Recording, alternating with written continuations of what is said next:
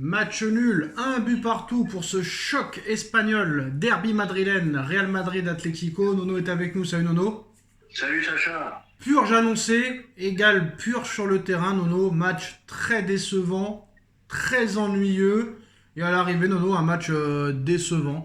Panenka du côté du Atlético sur un penalty qui fait encore polémique. Et égalisation de Lotin sur un travail exceptionnel de Rodrigo sur son côté droit. Nono, qu'est-ce que tu as pensé de ce match nul? Et je persiste sur le mot nul. Nul, peut-être que tu es peut-être un petit peu trop sévère.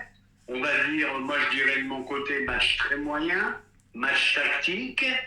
Bon, on a eu quelques actions de très grande classe. Ah bon? Surtout de Vinicius, quelquefois. Ah bon? On n'a pas vu le même match alors? On n'a pas vu le même match. Ouais. Moi, j'ai vu quelques actions de Vinicius que de grande classe. Moi, j'ai plus vu des actions de grande classe de Rodrigo que de Vinicius. Bon, après, chacun... Et de Rodrigo aussi. Bon, Lotin, toujours pareil. Devant des défenses resserrées, c'est difficile pour lui. Mais pourtant, il a marqué.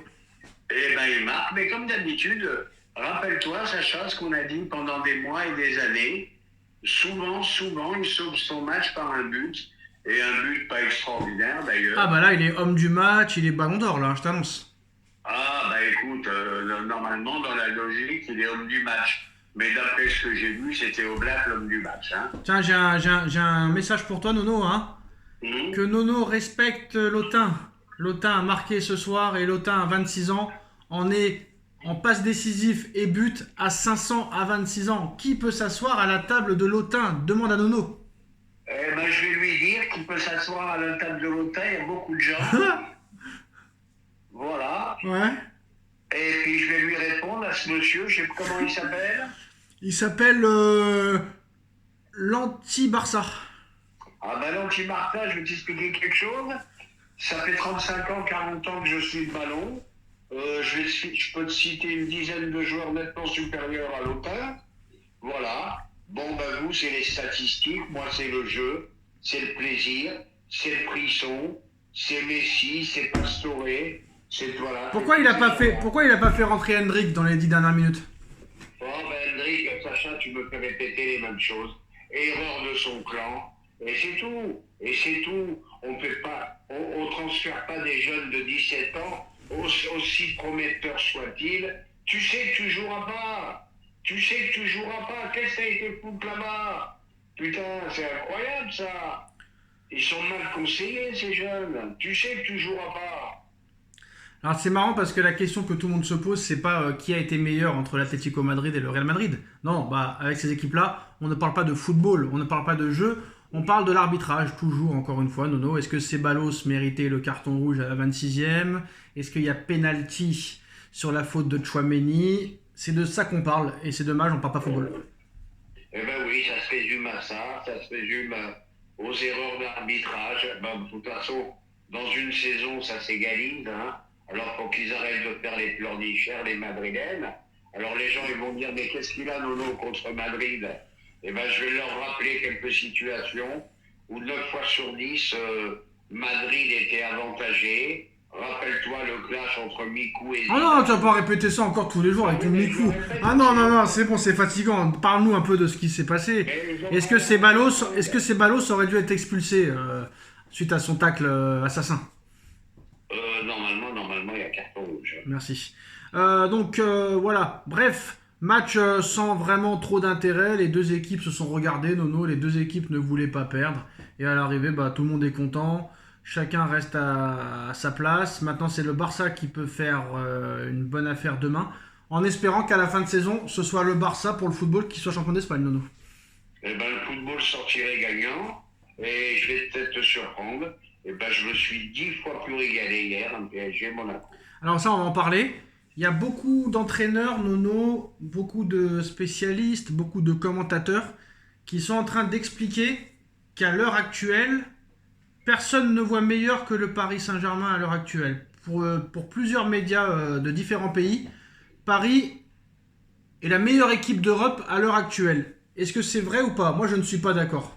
On va se calmer un petit peu. Ça a commencé par un joueur de Stuttgart qui a dit que pour lui, il n'a jamais vu ça.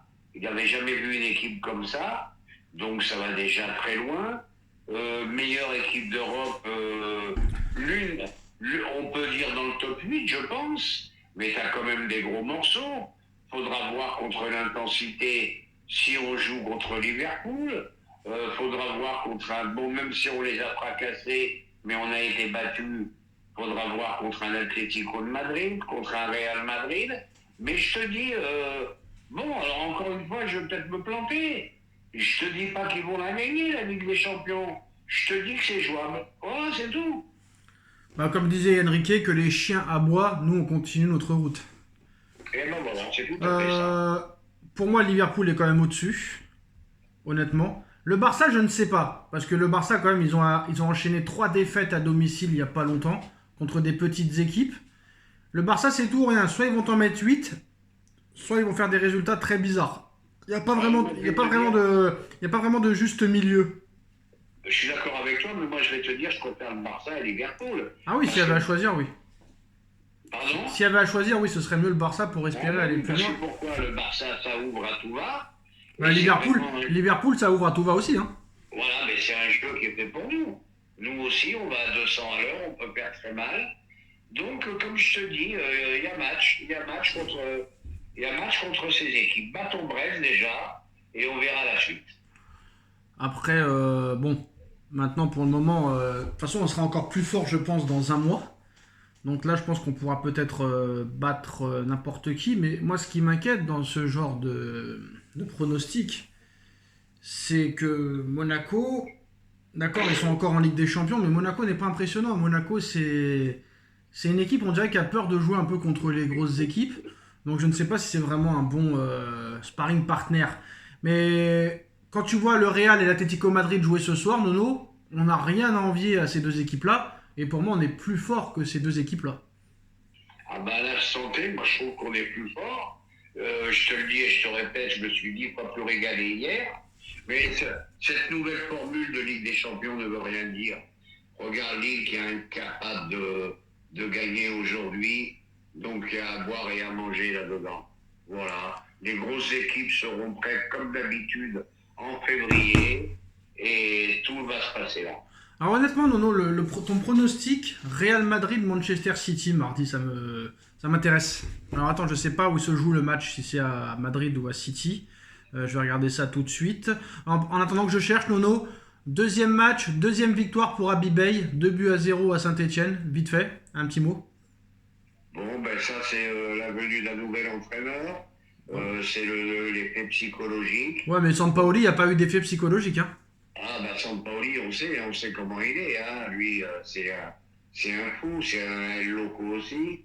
Bon, bah, faudra voir sur la chute, faut voir sur la durée, hein. C'est quand même pas mal. C'est pas mal. 2 matchs, 2 victoires, c'est bien pour eux. Alors, c'est à Bernabéu le match, mercredi à 21h, Nono. Donc, le premier match à Madrid. Real Madrid, City au Bernabéu, pronostic de Nono. Ah, bah, je vois une boucherie, hein. Je vois un 4 ou un 5-0, hein. Quoi ? Ah, City est vraiment malade, hein. On l'a encore vu aujourd'hui, hein. Le Real Madrid va gagner 5-0 contre City ? Ah, je pense, oui, je pense. Ah non. Oh non, je suis pas d'accord du tout, mais on aura le temps d'en reparler.